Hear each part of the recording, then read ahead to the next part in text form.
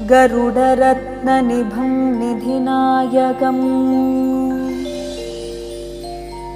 शिवसखं मुकुडातिविभूषितम्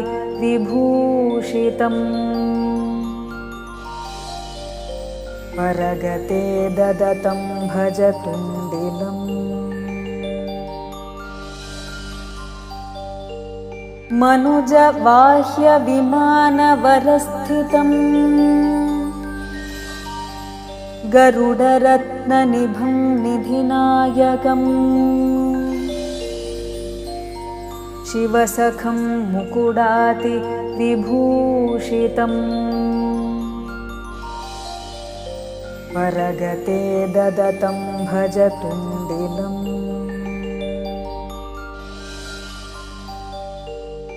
मनुजबाह्यविमानवरस्थितम्